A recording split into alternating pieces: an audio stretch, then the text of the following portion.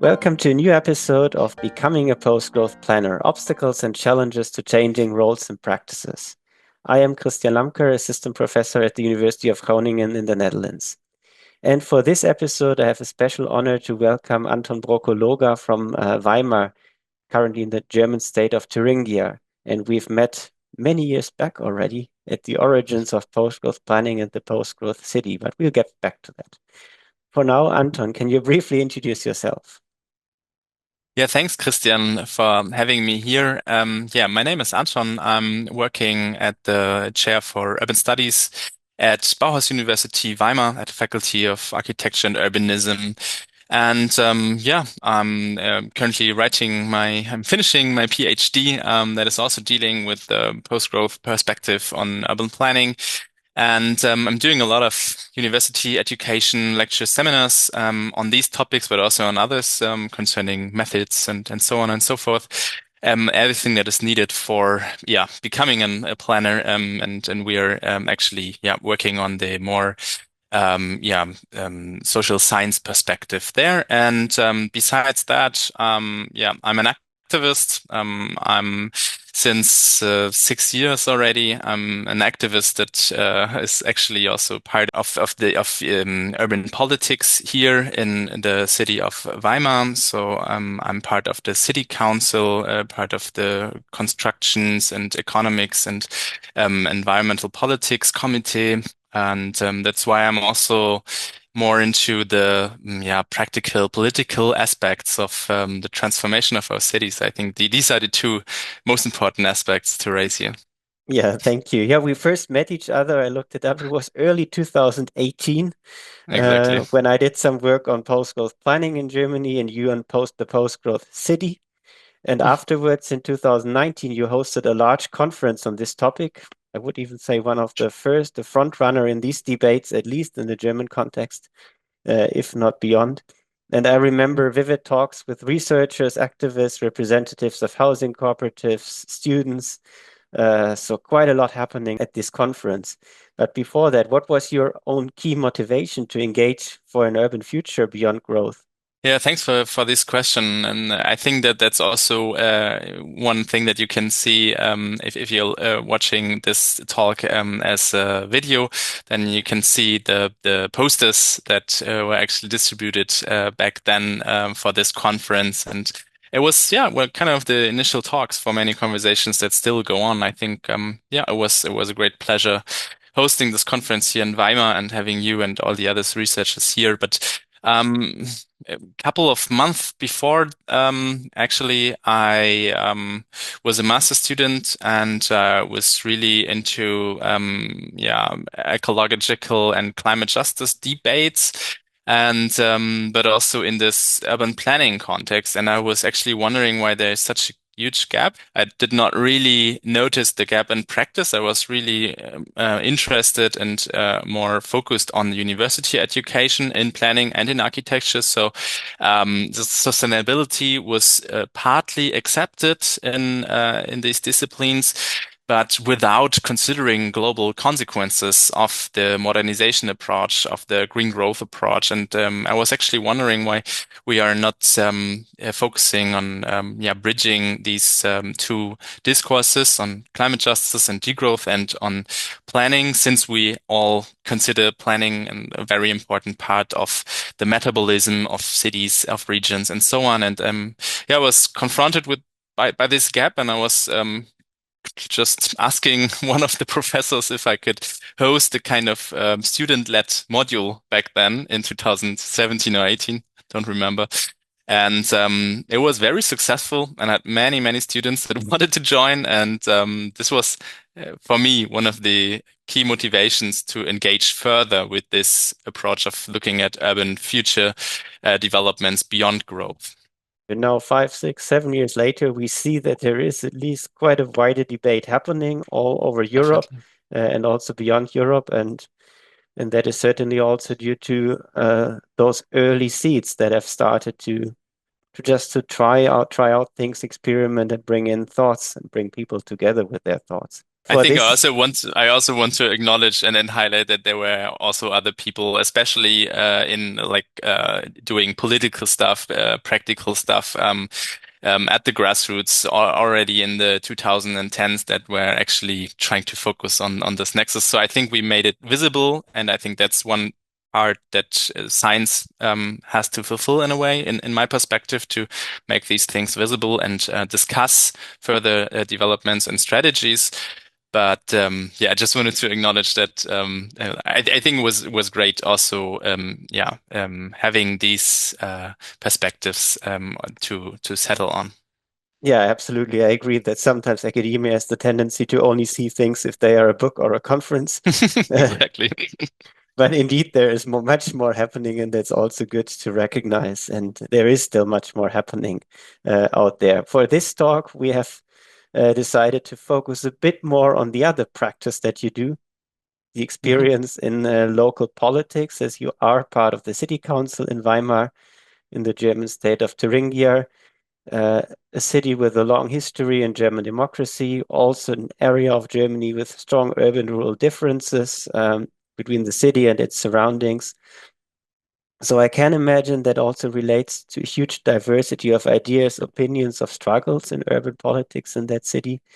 Maybe you can take us first into what characterizes local urban politics and discussions in the city of Weimar. Yeah, as you've said, it's a city in the state of Thuringia. It's a city with this history that we cannot talk about today, but just as a recommendation, maybe have a look at it. It's a very touristic place, so we have these touristic infrastructures here if you want to be our guest. But furthermore, I think what is most important here is that it's a medium-sized city, so it's not a mega city. It's a city of 66,000 inhabitants. And I think one of the interesting parts here is that we are confronted with stagnation or shrinkage right around Weimar. Actually, for the whole state of Thuringia, we are actually confronted with this shrinking tendencies happening, and also for the next decade, it's actually calculated already. And so for Weimar, which is university city and touristic place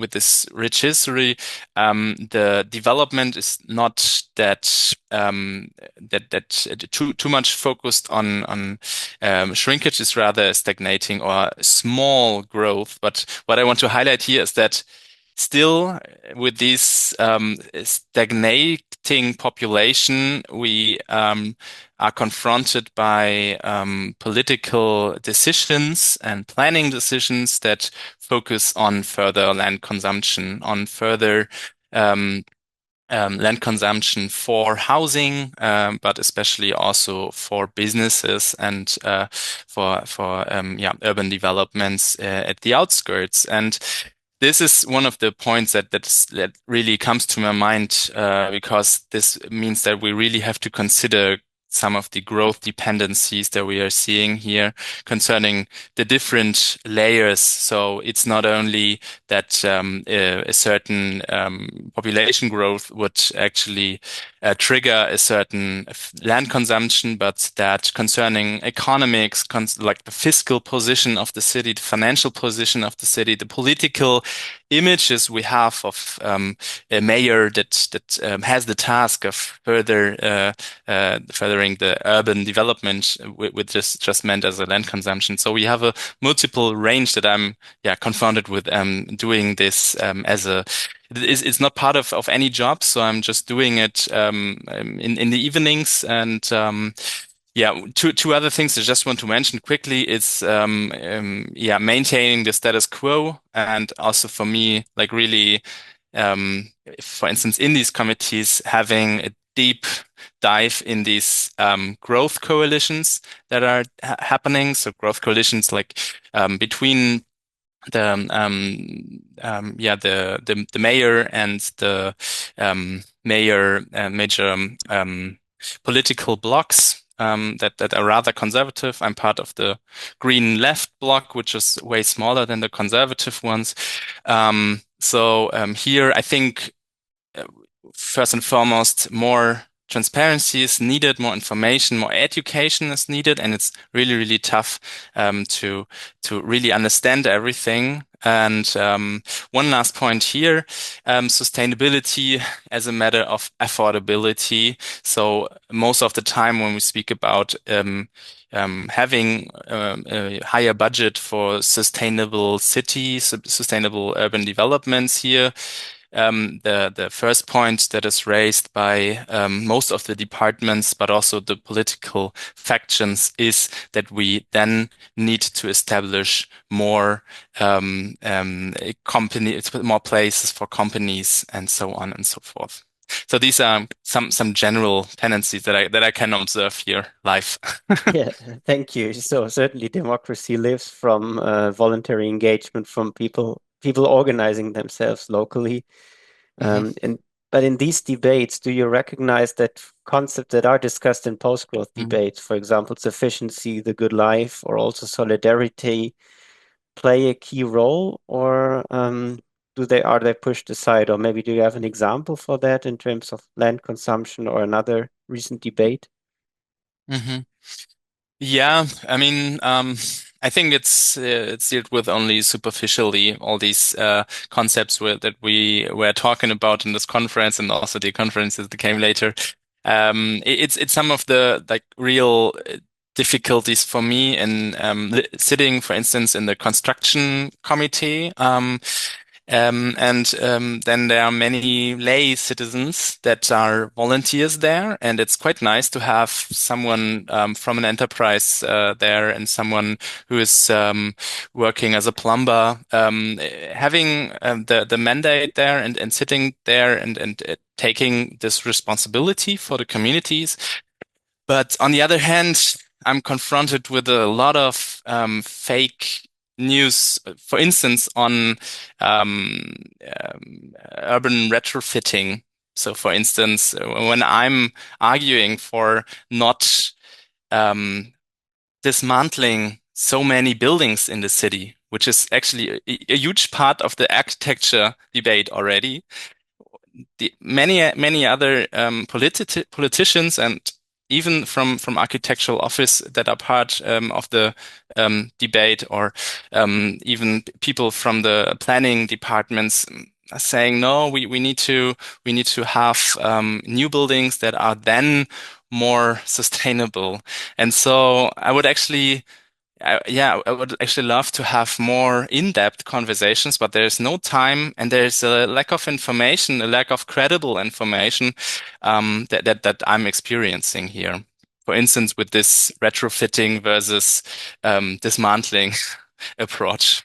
Is that a lack of information background as such, or what are challenges also in terms of communication, of contradictory ideas, or a lack of convincing different future vision or future idea what to do beyond dismantling and building something new? Yeah, I would say it's both. What I actually miss somehow is more in-depth communicative approach um, between initiatives that are there on the ground everywhere.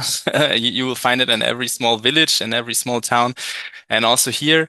And like really to look at the points of intervention that are possible in this processes. We will definitely see this kind of participation paradox, so that the more we are in the planning process and the more we have decided already, um, the more participation is asked. But on the other hand, we will actually need more participation right in the beginning. If we are speaking about how do we want to develop this city further, it's something that is really bureaucratic. And I think there is a need of systemic change in a way. So to have a more participatory and transparent approach, but also to engage people more. So just to raise one quick idea here is that I'm really starting to go to schools to speak about this as part of political education, as part of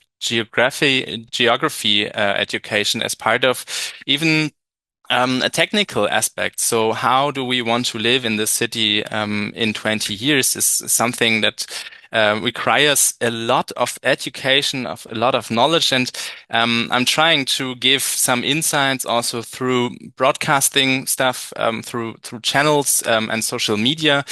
But on the other hand, speaking about growth coalitions, of course, the power that comes with access to municipal resources, the newspapers, the media coverage is way bigger for the huge projects that are taking more and more land.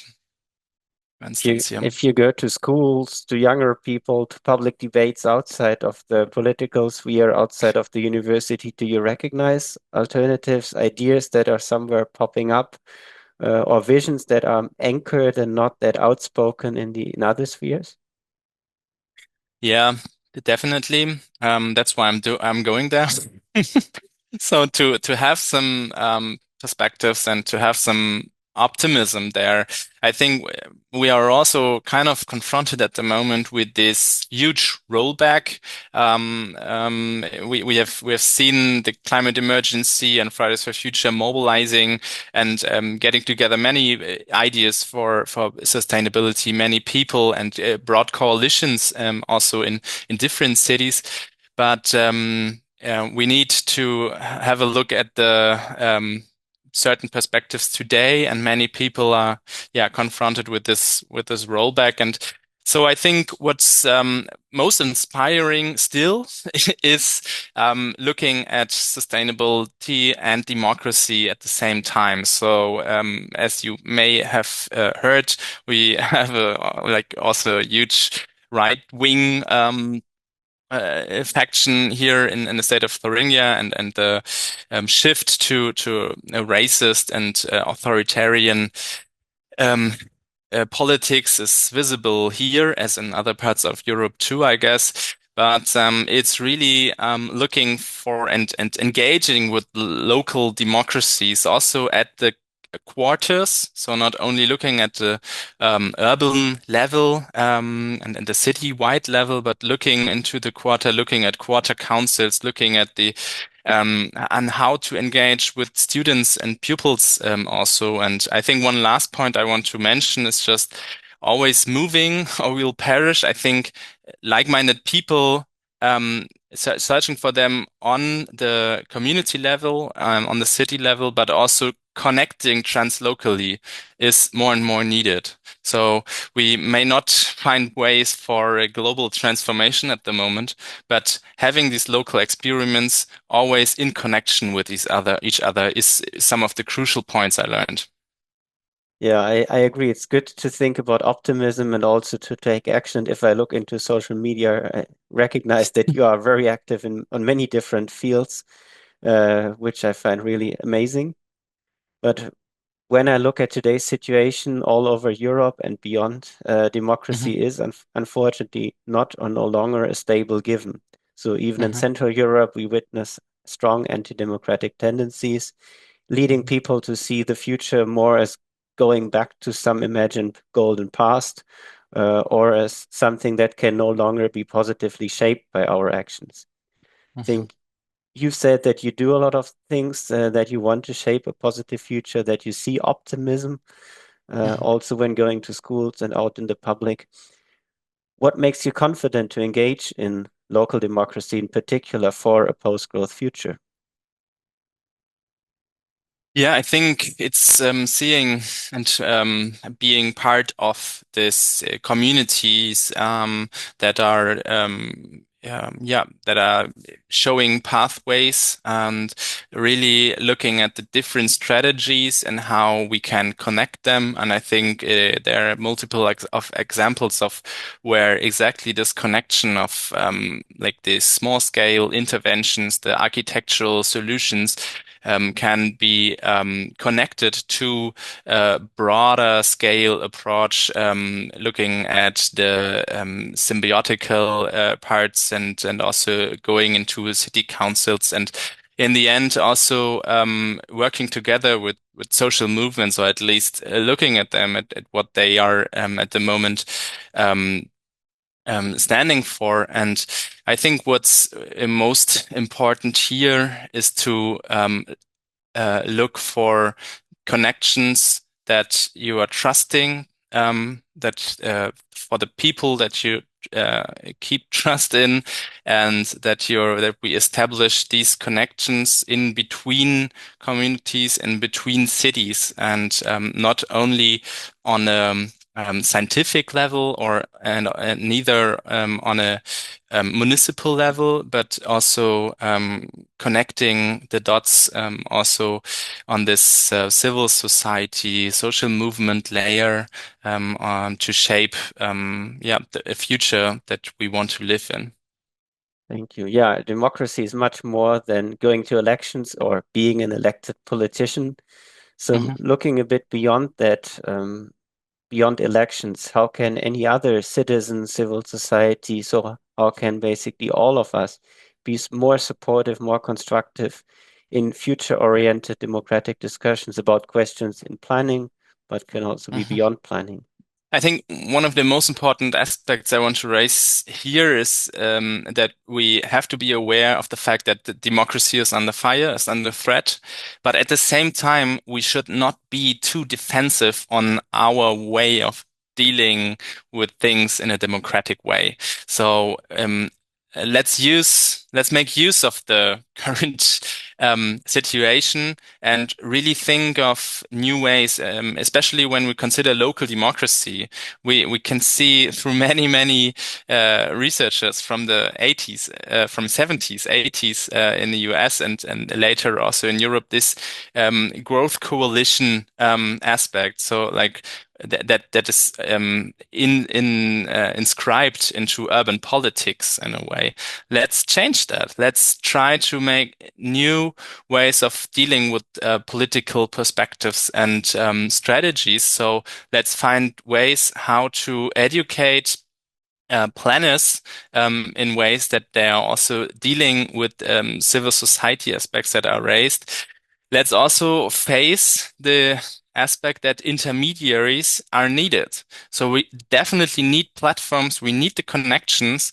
We need agencies between municipalities and civil society actors because there are different languages. And maybe that's also fine. We should think about this aspect of different languages too, but maybe it's also like really needed to found new agencies that are trying to kind of mediate between the different actors. And I'm not speaking about public private partnerships, but more of public civic partnerships. I think that's one of the aspects that is really important, and I'm really optimistic that we will have this in a future-oriented democratic perspective. Yeah, and that research and education play a crucial role to find ideas and solutions, but maybe even more as a platform for having debates, for thinking critically about options. Yes. Uh, where would you anchor or see our role as researchers and educators, also working at universities, dealing with students, with research projects, with publications, and let's say our language and daily business? hmm Yeah, I think some points were raised already in our conversation here. I think highlighting the persons and initiatives that are already looking at the challenges, finding solutions for them should be an integral part of university education. So, like, really, at the moment, I'm doing a lot of teaching at our faculty with with the challenges in a very peripheral, a shrinking region, the Thuringian forest, and yeah, having these perspectives also and integrating them into our disciplinary debates is very relevant, I think. Then the other aspect, I think, was also mentioned, but to stress it again, like really looking at the planning processes, at the urban land use planning and so on, and mobility planning, and having them integrated in political education on the school level, but also an adult education, because it's not trivial. It's really important to empower people to actually identify the points of intervention that are possible in the existing system. I don't really want to spend all my time on speaking about future systems, really looking also at the perspectives and the possibilities that are there at the moment, and trying to really politicize the sustainability debate in planning, in geography, in political science again. Yeah, I totally agree. Also, that's my approach to post-growth planning, not falling back in despair and saying there is actually nothing to do Yes. because it's too much, too complex. It's just a forest of deep thoughts that are no have don't have an entry point. And I certainly think it should be and the way to find entry points, and there are entry points Mhm. to start basically immediately. Listening also to what you say and what you experience, that there is source for optimism, there is source for working together, but it needs a bit more than what we've done maybe in the previous year. Yeah, definitely. And I think collecting knowledge and disseminating, distributing it is very relevant. I'm trying to do it for German-speaking people with postwachstumsstadt.de, but I think your job is also great, Christian, for post-growth planning. Thanks a lot. This is not yet the end, but it moves to the very final sentence that we usually ask at the very end of every Mm. episode of this podcast, to finish the sentence, post-growth planning is, and to give us or share your definition of post-growth planning with our podcast audience. Therefore, this is the call for you to finish the sentence. Post-growth planning is realizing the good life for all within planetary boundaries. Thanks a lot, Anton, and many warm regards to Thuringia, to Weimar, and good luck and all the best for your work in the coming years, decades. There's so much more future and optimism needed and to come. Thanks, Christian, for having me. Wishing you the same. Thank you.